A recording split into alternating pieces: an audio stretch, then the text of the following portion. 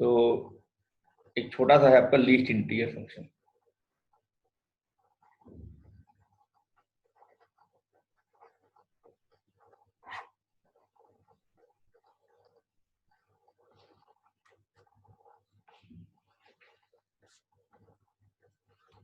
देखो ये भी देता आपका इंटीजर ही है।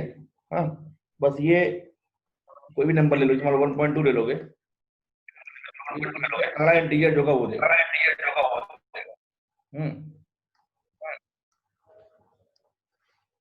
मान लो 2 देगा, मतलब ये नेक्स्ट वर्ड लिस्ट इंटीजर रहता है। 1.2 का क्या है, 2 भी है, 3 भी है, 4 भी है, लेकिन ये उसमें से लिस्ट इंटीजर जो का वो देगा, तो मतलब 2 देगा। हाँ, ये फॉरवर्ड ये नेक्स्ट नंबर देता है, और नेक्स्ट इंटीजर फंक्शन में वो प्रीवियस इंटीजर देता है। ठीक है, 2.3 लोगे तो 3 देगा, 3 -1.2 पे सर 1 -1 इससे आगे जो -1 नंबर आएगा, -0.01 पे 0 देगा, -22.2 पे -22 देगा। -22 ठीक है भैया। हाँ, तो यही सिंपल सा है। 28.999 पे 29 देगा।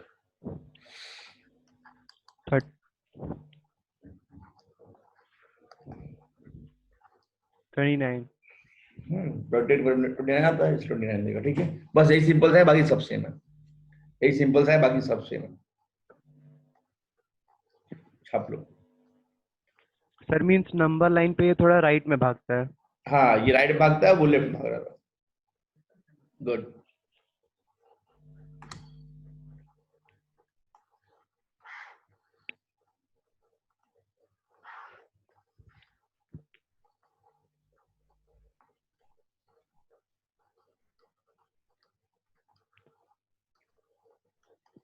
कोई भी नंबर ले लेंगे तो ये नेक्स्ट इंटीजर देगा। अच्छा, तो इसको हम लोग कैसे रिप्रेजेंट करते हैं? चलिए, इसको हम लोग ओपन ब्रैकेट से रिप्रेजेंट करते हैं, लिस्ट इंटीजर फंक्शन को, या ऐसे, this is the symbol of list integer function. ठीक है, if list integer function of x, मान लो आपका n आ गया, इसका मतलब ये हो गया जो आपका x रहा होगा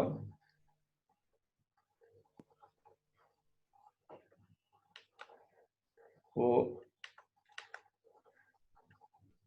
n-1 से बड़ा रहा होगा और less than equal to n रहा होगा। ठीक है, मैं क्या कह रहा हूँ, मान लो कोई भी नंबर आपका n-1 है और यहाँ पे n है, इनके भी जो कोई नंबर अगर ले लोगे x नाम का, तो क्या देगा, n देगा। ठीक है, तो यही x है, तो x क्या होना चाहिए, n-1 से बड़ा और 1 से n के बराबर या उससे छोटा। लिस्ट इंटीजर फंक्शन में भी अगर 2 ले लोगे तो 2 ही देगा, इंटीजर लोगे तो इंटीजर ही देगा।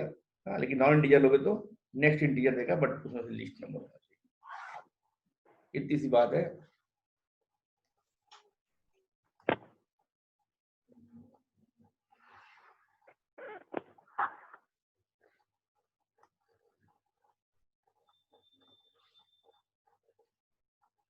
नाम आता है फ्रैक्शनल पार्ट।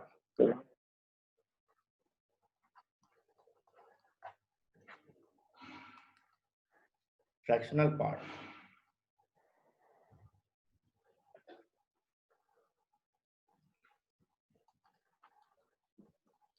इसको हम लोग कर्ली ब्रैकेट से रिप्रेजेंट करते हैं।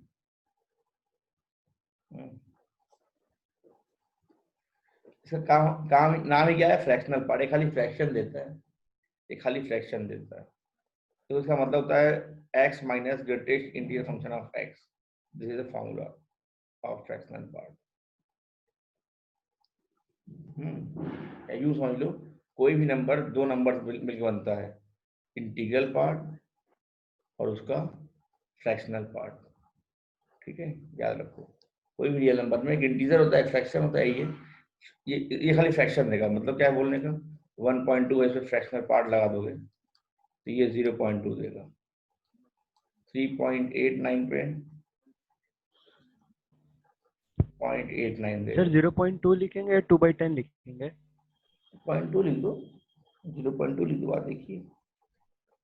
Okay sir. 4.989 पे 0.989 देगा। अच्छा 2 पे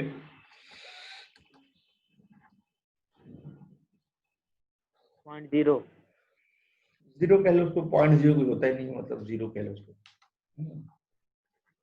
तो मतलब इंटीजर लोगे तो उसमें फ्रैक्शन है ही नहीं, इसका तो उसका आंसर 0 होगा। मतलब क्या बोल रहा है, तो इसमें कोई फ्रैक्शनल पार्ट नहीं है, आंसर 0।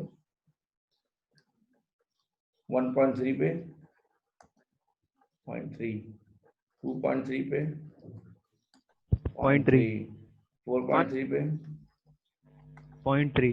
समझ रहे हो? 0.3 हाँ, ऐसे ही आता रहता है। यही है। अच्छा 0 पे 0, -1.2 पे सर 0। सर 0.2। 0.00000 में भी 0.8। देखो ध्यान दो, और यहाँ से प्रूव कर लो। How sir? देखो -1.2, तो फ्रैक्शन मॉडल में क्या होता है आपका, एक्स और इंटीग्रल। देखो फ्रैक्शन कभी नेगेटिव नहीं होता, फ्रैक्शन कभी नेगेटिव नहीं होता, ठीक है। तुम ये चारों करो -1.2 को ऐसे लिखते -1 और -0.2, ठीक है, तो फ्रैक्शन कभी नेगेटिव नहीं होता। उसका वैसे लिखोगे -1.2 बराबर -2 + 0.8। आप समझो इसका इंटीग्रल पार्ट क्या होगा, -1.2 का ग्रेटेस्ट इंटीग्रल फंक्शन क्या होगा, सर -2। -2। तो इसका फ्रैक्शनल पार्ट क्या होगा, इसमें कितना जोड़ेंगे 1.8 -1.2 का 0.8 जोड़ेंगे। हाँ यही से इंटीग्रल पार्ट है। 0.8। हाँ और करके देखते हैं। Yes.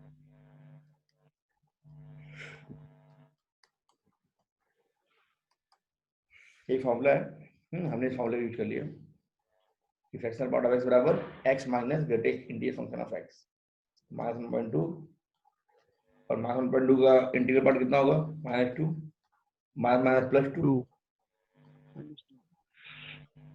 तो सॉल्व करने में कितना आएगा 0.8। तो फ्रैक्शनल पार्ट 0.8 हो गया। सर -1.3, नेगेटिव का कोई भी मतलब हाँ बोलो।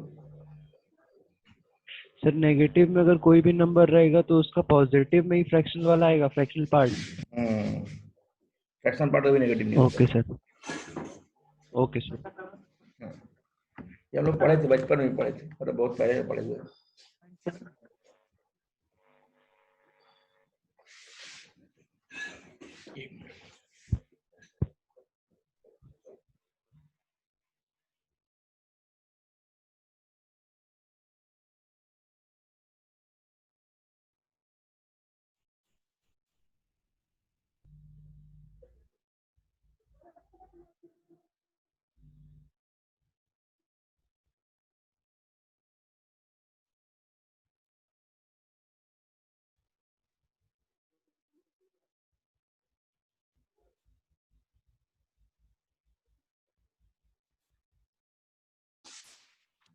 ठीक है भैया, तो जैसे हम कह देंगे -1.3 में कितना है 0.7, कितना आएगा 0.7। तो -1.21 में कितना है, इसको सर 100 में घटा लो। 0.79। बहुत बढ़िया, 0.79 -2.28 में कितना है, सर 0.72। बहुत बढ़िया। अच्छा -1.99 में कितना है, सर 0.1 0.01।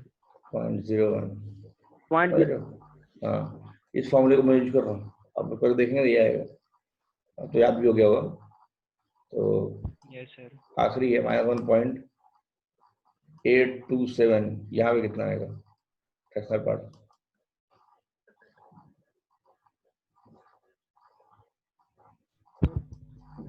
0.173। ठीक है, तो 0.173 छाप लो, एग्जाम्पल फटाफट, एग्जाम्पल छाप लो फटाफट।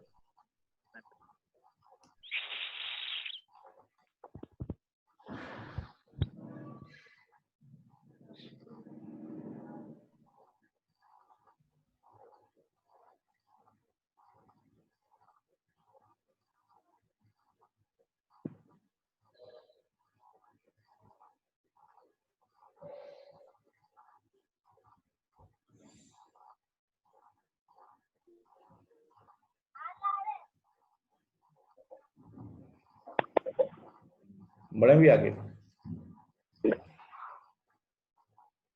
Yes sir. मिटा दिए।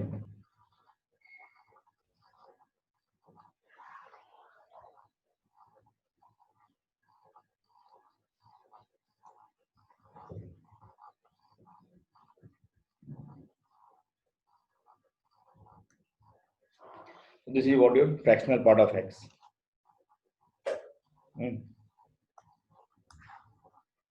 इसका ग्राफ बड़ा बढ़िया बनता है।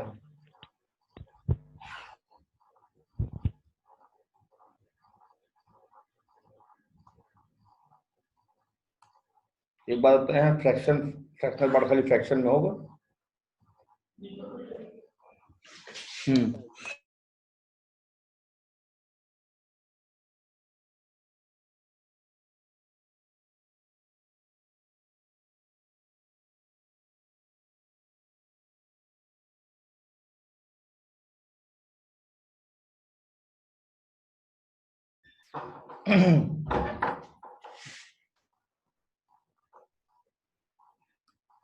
देखो ये 0, ये है 1। अच्छा हम कह रहे हैं 1.999999, ये लगभग 2 है, तो इसका वैल्यू क्या होगा? 0.9999 होगा। 3, 2, 5, 3, 2, 5।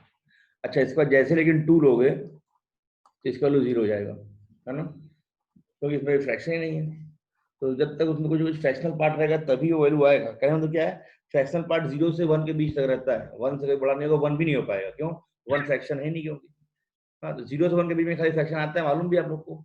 0, 0.1, 0.2, 0.9 यही सब आएगा। हाँ ये मान लो 1 है, ठीक है, 3 है, 4 है, 5 है, ऐसे जा रहा है, -1 है, -2 है, ऐसे जा रहा है। ठीक है, मैं ग्राफ की बात करूं तो 0.1 पे 0.1 आएगा, 0.2 पे 0.2 है, 0.3 पे 0.3 आएगा, 0.9 पे 0.9 आएगा, 0.9999 पे। मतलब अगर ये y मान ले तो जैसा x वैसा y, तो जैसा x वैसा y।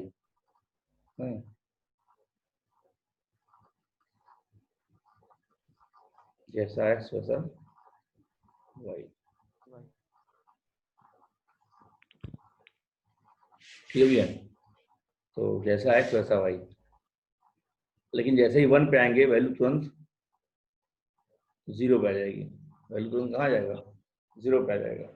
फिर आगे बढ़ेंगे हम लोग, तो 1.1 पे क्या आएगा? 0.1 यही वाला, 0.2 पे सॉरी 1.2 पे 0.2 यही वाला, 1.3 पे 0.3 यही वाला, 1.99 पे 0.99। 0.99 कहने मतलब क्या है कि यही ग्राफ फिर से रिपीट हो रहा है। Yes sir. लेकिन जैसे 2 लोगे आंसर फिर से 0, 3 लोगे 0, हर इंटीजर पे आंसर 0 होता है। सर ये 2 कैसे है क्या बेटा? सर ये 1.999 पहले वाला 2 = 0 कैसे है यहाँ पर? ऊपर सबसे ऊपर यहाँ पे हाँ सर इसका वैल्यू 0.99 तो है, 0 कहाँ है? और 2 पे 0 है क्योंकि यहाँ पे कोई फ्रैक्शन नहीं है। यहाँ बताओ क्या फ्रैक्शन है? 2.0 है और क्या, इसलिए आंसर 0 हो गया। Yes sir. किसी भी रियल कोई भी अगर इंटीजर ले लोगे उसका फ्रैक्शनल पार्ट तो हमेशा 0 होगा ना, इसे फ्रैक्शन नहीं है। Yes sir.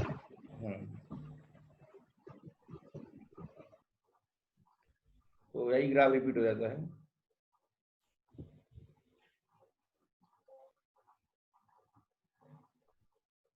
ऐसे बनता है, ठीक है। अच्छा थोड़ा नेगेटिव वाला देखें, -0.000001 पे इस पे कितना आएगा? 0.999999, मतलब लगभग 1 आ रहा है। जैसे हम 0 पीछे आएंगे आंसर कहाँ आएगा? लगभग 1, मतलब यही वाला ग्राफ रिपीट करेगा फिर से।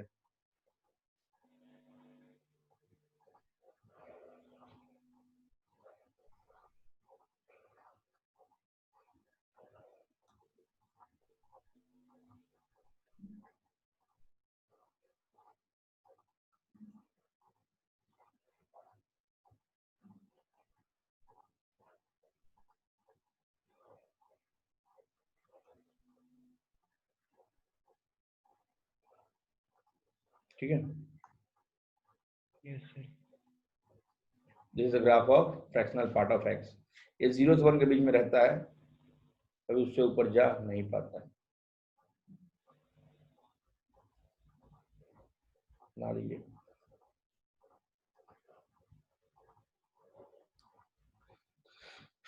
इन सबका इक्वेशन भी होता है। यहाँ पे क्या है, जैसा y वैसा x, तो y इक्वल टू एक्स। यहाँ पे क्या है, y इक्वल टू एक हो जाता है x माइनस 1, याद रखो।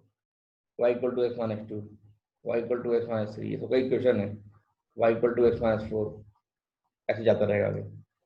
अच्छा, तो ये x minus 4, x minus 3, x minus 2, x minus 1, x, ये क्या हो जाएगा कौन, x plus 1, y equal to X plus 2। हर सेगमेंट का इक्वेशन लिख रहा हूँ मैं, y equal to X plus 3। काम का है, बाद में काम आएगा।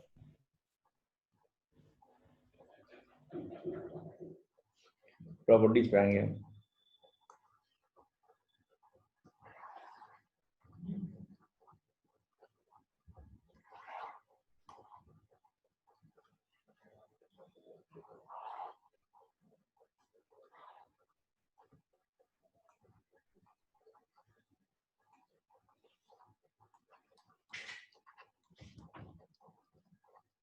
प्रॉपर्टीज पे आएंगे।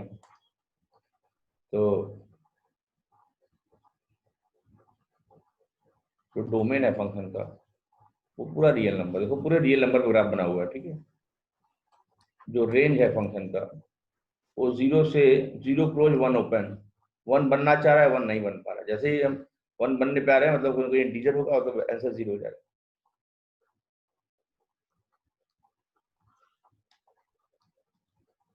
अच्छा, कोई अगर इंटीजर है तो उसका फ्रैक्शनल पार्ट तो हमेशा 0 होता है, ठीक है। ये डिसकंटिन्यूअस है for all X belongs to integer. हर इंटीग्रल पॉइंट पे ग्राफ देखो ब्रेक हो गया, टूट गया।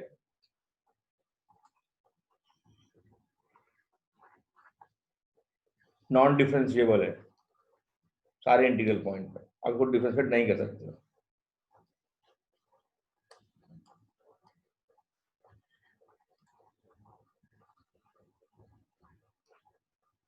ये पीरियोडिक फंक्शन, ये periodic function with period 1 unit. देखो, ये पीरियोडिक फंक्शन है। पीरियोडिक क्यों है सर, देखिए, ध्यान दीजिए। इसलिए इतना पार्ट है आपका, इतना जो पार्ट है, यही पार्ट देखो रिपीट हुआ है। यही पार्ट यहाँ आ गया है, यही पार्ट यहाँ आ गया है, यही पार्ट यहाँ आ गया है, यही पार्ट यहाँ आ गया है। लेकिन ये अपनी वैल्यू को रिपीट कर रहा है। कहाँ कहाँ से 0 से 1 तक साफ साफ दिख रहा है हम लोग को। आप लोग को भी दिख रहा है क्या, अपनी वैल्यू हर दो इंटीजर के बीच में अपने वैल्यू को रिपीट कर रहा है। ये आप लोग को दिख रहा है बेटा।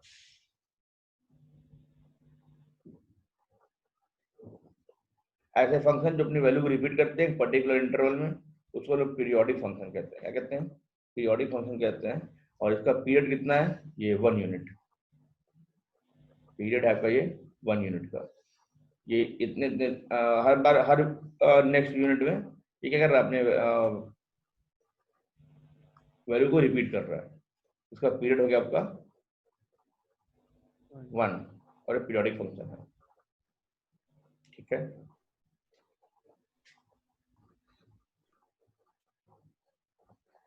बस बाकी इन्फॉर्मेशन दे दिया मैंने, आगे बढ़ेंगे।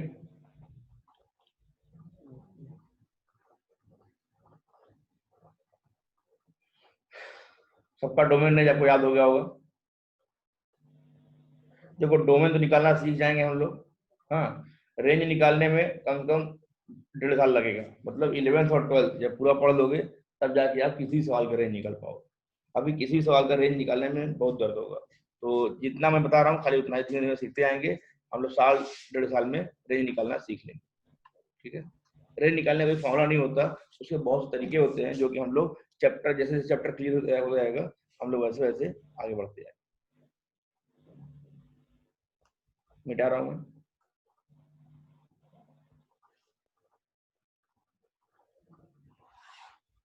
सर हमको रिकॉर्डिंग चाहिए। हाँ भैया, सर हमको रिकॉर्डिंग चाहिए था सर, 3 दिन का।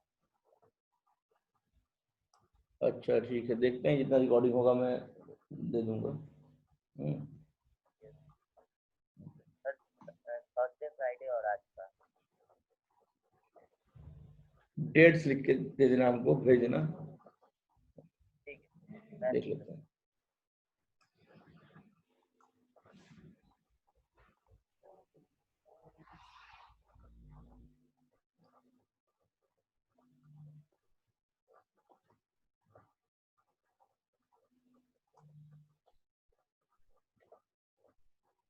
सवाल है find the domain of function.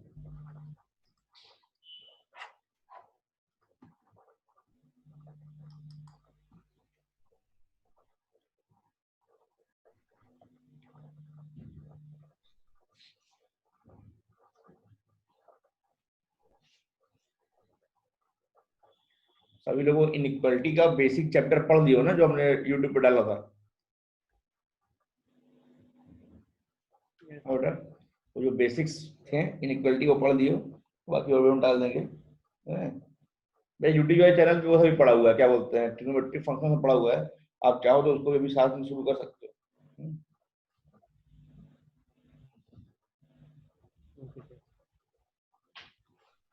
तो find the domain of function कह रहा है सवाल है।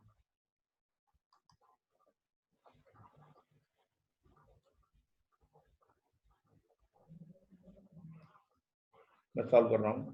देखो डोमेन का मतलब ये हो गया, आपको एक्स की वैल्यू निकालनी है। डोमेन मतलब आपको एक्स निकालना है, ठीक है।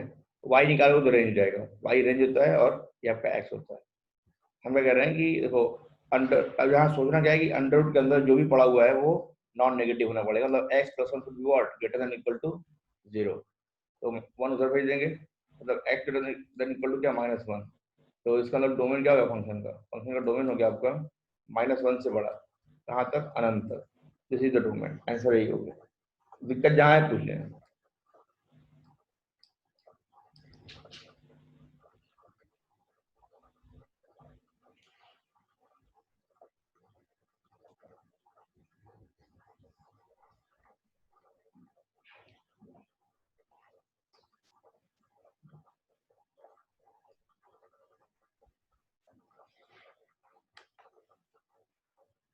ऐसा हो जाए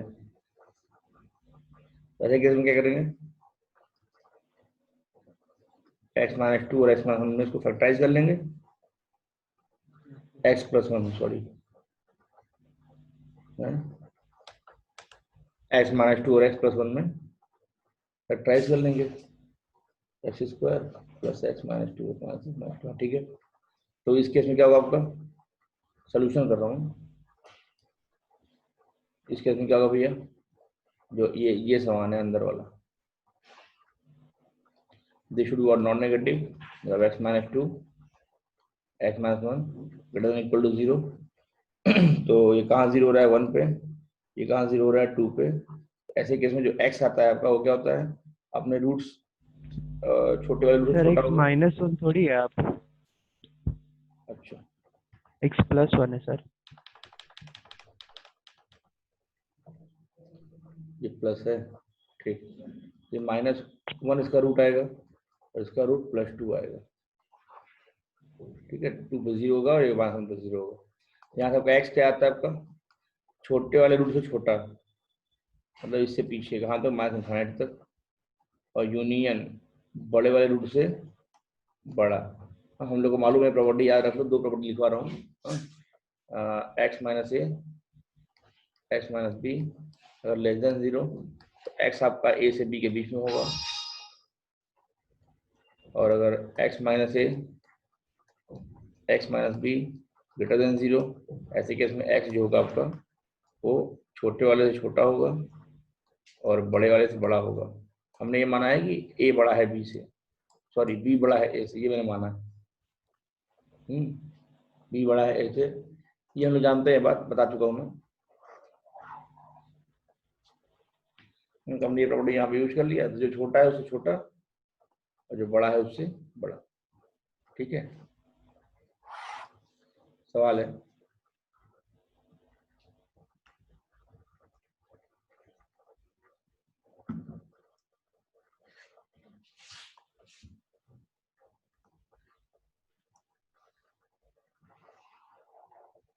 ये मिटा दे रहा हूँ प्रॉपर्टी लिख रहा हूँ।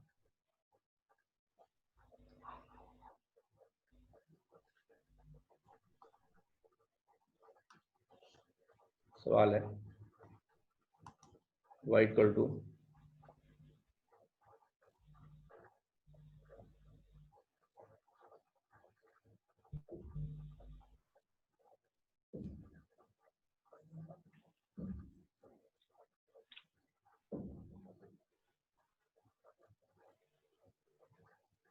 Minus X square plus X plus 2, यहाँ निकालो। सवाल है y equal to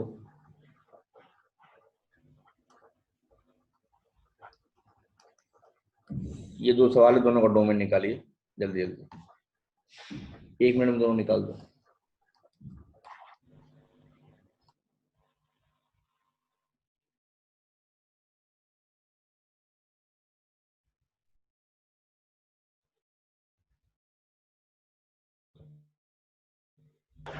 sir x is element of -1 और फिर 2, -1 से लेकर 2 तक 3 में। ठीक, और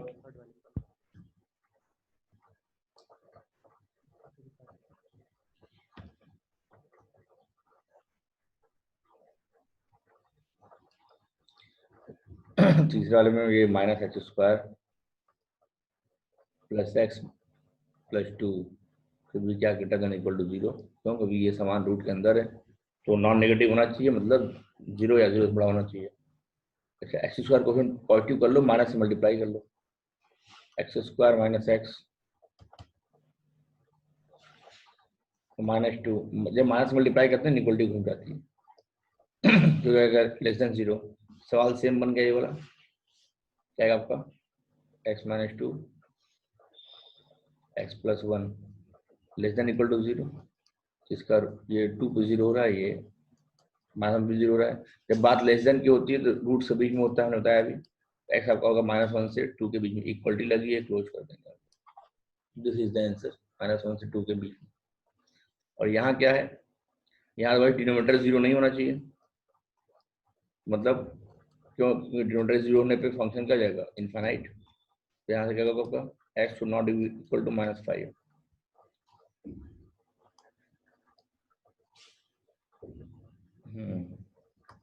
नहीं तो इसका डोमेन क्या हो गया, इसका डोमेन हो गया all real number except -5, domain ये हो गया ऑल रियल नंबर एक्सेप्ट -5। नहीं, आप 4 तो ले सकते हो, 4 लोगे तो क्या होगा, जब बहुत होगा 0 होगा, तो 0 को दिक्कत थोड़ी है। खाली हम x की ऐसी वैल्यू नहीं लेते हैं जिसको लेने पे फंक्शन इनफाइनाइट बन जाए, मतलब डिनोमिनेटर 0 हो जाए या स्क्वायर रूट के अंदर नेगेटिव हो जाए, यही सब चेक करते हैं हम खाली, है ना। हमने लिखवाया था इस बात को डोमेन में।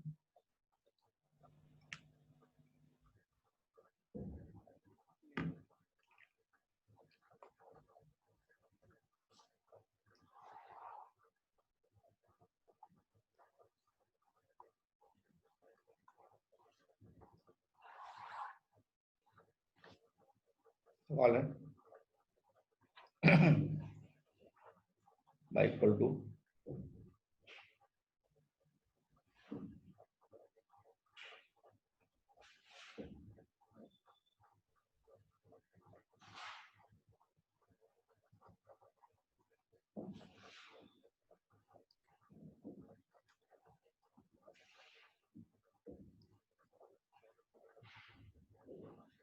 ऐसा सवाल, अगर ये करना हो ध्यान दीजिएगा,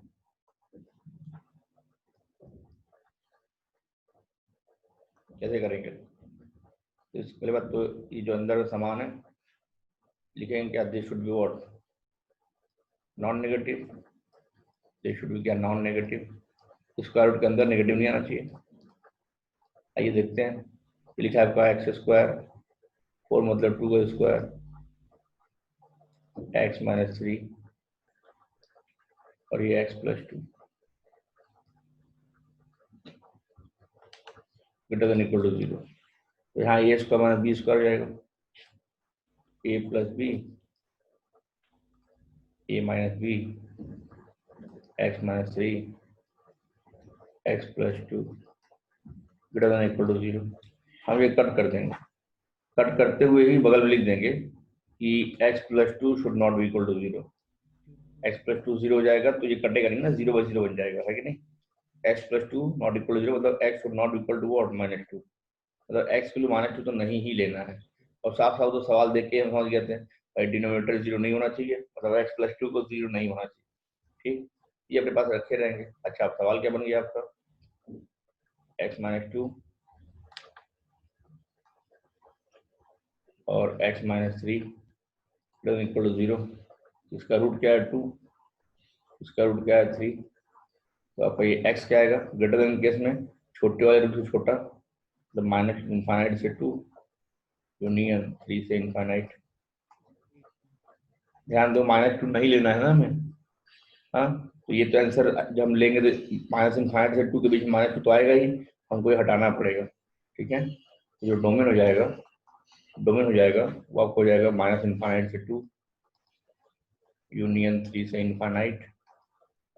यहाँ से जो ऐसा है प्लस एक्सेप्ट -2, यहाँ से -2 जो है हटाना पड़ेगा, -2 जो है हटाना पड़ेगा। ये तो हटा देंगे हम।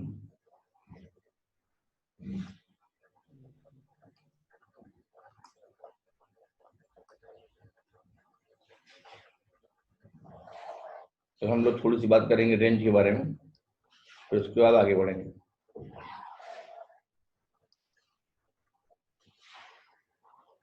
ये इसका आंसर हो गया।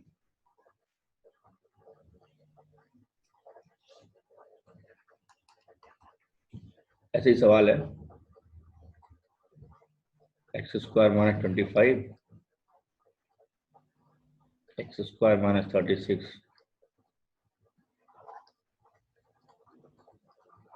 x + 5x - 6 स्क्वायर रूट में ये है आपका y। यहाँ से डोमेन अगर निकालना है भाई, क्या करेंगे, सिंपल सा है, फिर से हम ही कर रहे हैं। तो हम लोग कह देंगे कि जो रूट के अंदर जो भी रखा हुआ है दिस शुड बी और नॉन नेगेटिव।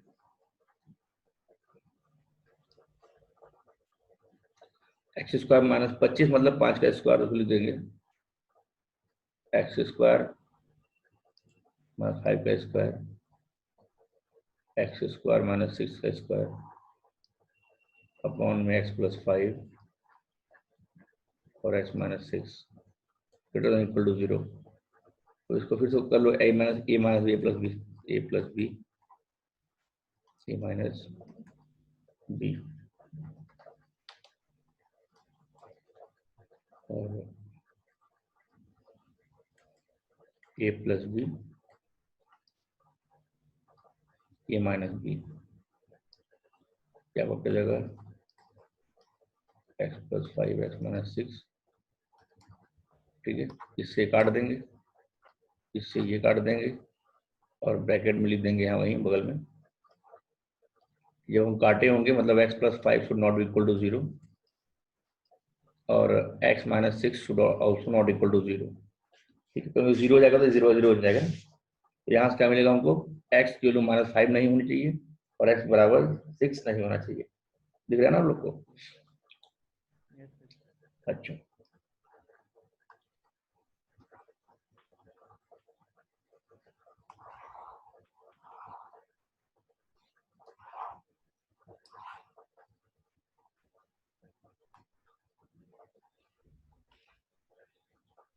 यहाँ से हमको मिल जाएगा x should not equal to -5 या 6, ये दो तो मिल गई।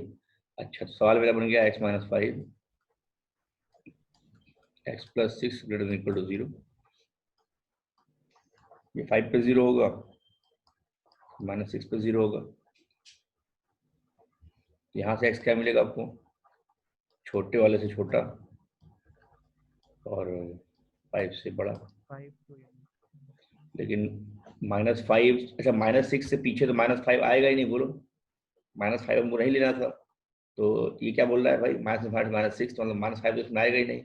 अच्छा 6, तो 5 से इन्फाइनाइट 6 तो आएगा नहीं, लेकिन 6 बेटा